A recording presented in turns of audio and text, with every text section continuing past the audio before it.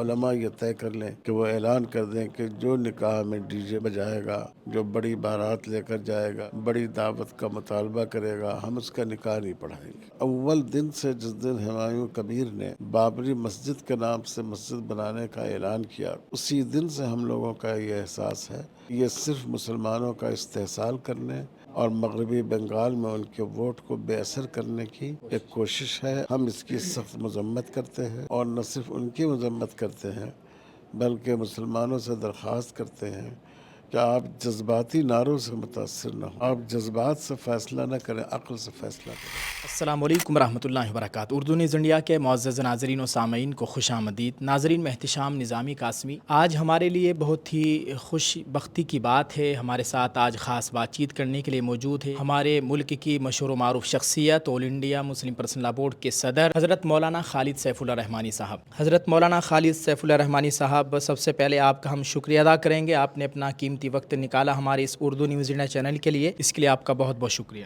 جزاکم اللہ، بہت شکریہ آپ کا، اور مجھے بھی خوشی ہے کہ اس طرح بہت سے بھائیوں اور بہنوں تک اپنی آواز پہنچانے کا موقع ملے گا۔ مولانا، آج آپ کی میٹنگ ہوئی ہے، فکری اصلاحی مجلس اصلاحی ایک آپ کی میٹنگ رہی ہے، ایک نشست تھی اور جس میں اصلاحی باتیں ہوئی ہیں۔ ہم اسی اصلاحی موضوع پر بات کرنے والے ہیں۔ آج کی اس نشست کا بنیادی مقصد کیا تھا، تھوڑا سا آپ اس تعلق سے بتانا چاہیں گے؟ آج کا موضوع تھا اصلاح معاشرہ اور سماج سدھار۔ جی ہمارے سماج میں جو برائیاں ہیں، ایک تو ہم ان کو سمجھیں، جی دوسرے ان کے برے ہونے کو لوگوں کو سمجھائیں، جی اور تیسرے ایسی تدبیریں اختیار کریں کہ ایسی برائیاں رکیں اور سماج ان سے پاک ہو۔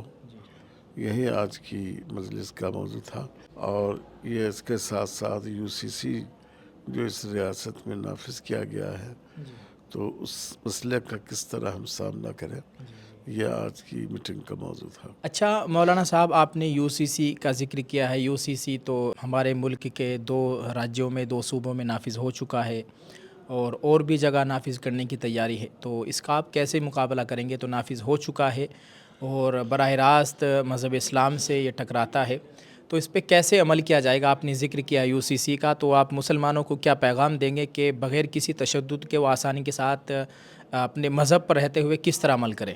دیکھیے، اصل میں آج ہم نے اپنی اسپیچ میں بہت تفصیل سے اس پر بات کی ہے۔ اس کا خلاصہ یہ ہے کہ ایک تو ہم کو خود اپنے آپ کو اس کے لیے تیار کرنا چاہیے کہ ہم ایسا عمل کریں جو شریعت کے دائرے میں ہو، اور جس کو جو یو سی سی کے جو قانون کی زد سے بچتے ہوئے اس کو کیا جائے۔ اگر اس قانون میں یہ کہا گیا ہے کہ 1 سال تک طلاق نہیں دی جائے، تو ہم مسلمانوں کو مشورہ دیں گے کہ اسلام بھی طلاق کو ناپسند کرتا ہے، آپ طلاق دینے سے بچیں۔ تو ہم ان میں سے بہت سی چیزیں ایسی ہیں جن کو ہم شریعت کے دائرے میں کر سکتے ہیں۔ اچھا مولانا، جیسے آپ نے طلاق کی بات کی ہے، اگر ایک مسلمان طلاق نہیں دے گا، اور طلاق تو بہت بری چیز ہے، ایسا نہیں ہونا چاہیے کسی کے بھی یہاں، کسی کے بھی گھر میں، اگر طلاق دے گا تو پھر طلاق سے بہت سارے مسائل پیدا ہوں گے۔ طلاق کے بعد ایک اور مسئلہ کھڑا ہوگا عدت کا، عدت کے بعد پھر اگر دوسرا نکاح کرنا تو پھر حلالے کا مسئلہ، یعنی مسائل کھلتے چلے جائیں گے، تو بہتر تو یہی ہے کہ طلاق نہ دی جائے۔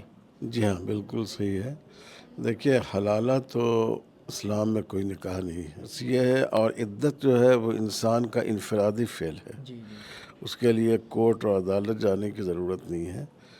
تو ہمیں اپنے سماج کو طلاق ہی سے بچانا چاہیے، اور یہ ایک حقیقت ہے کہ ہمارے سماج میں 90.9% جو طلاق ہوتی ہے وہ غلط طریقے پر ہوتی ہے، یعنی شریعت نے جو اس کے لیے ہدایات دی ہیں اس میں ان کی رعایت نہیں ہوتی۔ اچھا مولانا صاحب، ایک سوال یہ ہے کہ آپ اصلاح معاشرہ کے تعلق سے آپ جگہ جگہ جا کر لوگوں کو سمجھا رہے ہیں، مسلم پرسنل لا بورڈ کی ایک مہم بھی ہے مسنون نکاح کو آسان بناؤ۔ اب نکاح تو ہو رہے ہیں لیکن بڑے پیمانے پر اخراجات ہو رہے ہیں، ڈی جے بجایا جا رہا ہے، باجا بجایا جا رہا ہے، اختلاط، عورت مرد سب ایک ساتھ کھڑے ہو کر کھانا کھا رہے ہیں، اور کئی لاکھ روپے، کروڑ روپیہ شادیوں میں خرچ ہو رہے ہیں، تو اس تعلق سے کیا پیغام دیں گے حالات کو دیکھتے ہوئے؟ مسلمان جو پیسہ شادیوں پہ خرچ کر رہا ہے وہ اسکول کالج تعلیمی میدان میں آ کے اس پہ خرچ کرے۔ بالکل صحیح بات ہے آپ کی، اور یہ بالکل غلط ہے، اور اس سلسلے میں عام مسلمانوں کی ذمہ داری تو ہے ہی، لیکن بہت بڑی ذمہ داری مسلمانوں کی علماء کی اور سماج کی ذمہ دار شخصیتوں کی ہے کہ وہ آگے بڑھ کر اس کو روکنے کی کوشش کریں۔ علماء یہ طے کر لیں کہ وہ اعلان کر دیں کہ جو نکاح میں ڈی جے جائے گا، جو بڑی بارات لے کر جائے گا، بڑی دعوت کا مطالبہ کرے گا، ہم اس کا نکاح نہیں پڑھائیں گے۔ آپ مسلمان بھی اس بات کو طے کر لیں، علماء بھی طے کر لیں، سماج کے جو ذی وجاہت لوگ ہیں وہ طے کر لیں کہ ہم ایسے نکاح میں شریک نہیں ہوں گے۔ اگر ہمارے رشتہ دار کا بھی ہو تو ہم مبارکباد دے کر آ جائیں گے، لیکن ہم اس میں شرکت نہیں کریں گے۔ جس میں زیادہ اخراجات ہوں گے اور بڑے پیمانے پر جہیز کا لین دین ہو۔ جہیز کا مطالبہ ہو، جہیز کا لین دین ہو، جس میں اسراف و فضول خرچی ہو، بارات ہو، دعوت کا مطالبہ ہو لڑکے والوں کی طرف سے، تو ہم ایسے نکاح میں یا تو شریک نہیں ہوں گے، اور اگر بہت قریبی رشتہ دار ہیں تو صرف مبارکباد دینے پر اکتفا کریں گے۔ بہت اچھا پیغام ہے حضرت آپ کا۔ ایک آخری سوال ہے، آپ آل انڈیا مسلم پرسنل لا بورڈ جو مسلمانوں کی بڑی قدیم ملی تنظیم ہے اور ہر مدعے پر بات کرتے ہیں، مسلمانوں کی فکر ہے، آپ اس بورڈ کے صدر ہیں ماشاءاللہ۔ حضرت ایک آخری سوال یہ ہے، 1000 کروڑ روپے میں بڑی تعداد میں مسلمان قوم کا سودا کیا گیا اور سبھی لوگوں نے دیکھا، سب کی نظریں تھی کہ ہمارے جو ذمہ داران ہیں، ملی قائدین ہیں، وہ اس پر کچھ بولیں گے اور تنظیمیں اس پہ کچھ اسٹیٹمنٹ جاری کریں گی۔ تو آپ ایک صدر ہونے کے ناطے آپ سے گزارش ہے، آپ اس تعلق سے کیا کہنا چاہیں گے؟ آپ کی جانب سے، مسلم پرسنل لا بورڈ کی جانب سے کوئی اس تعلق سے بیان نہیں آیا ہے۔ ہمایوں کبیر نے 1000 کروڑ کا جو سودا کیا ہے، ویڈیو وائرل ہوئی، پورے ملک نے دیکھا، اس تعلق سے آپ کا کیا اسٹیٹمنٹ ہے؟ اصل بات یہ ہے کہ بہت افسوس کے ساتھ کہنا پڑتا ہے کہ اس وقت سیاست کا میدان خرید و فروخت کی ایک منڈی بن گیا ہے۔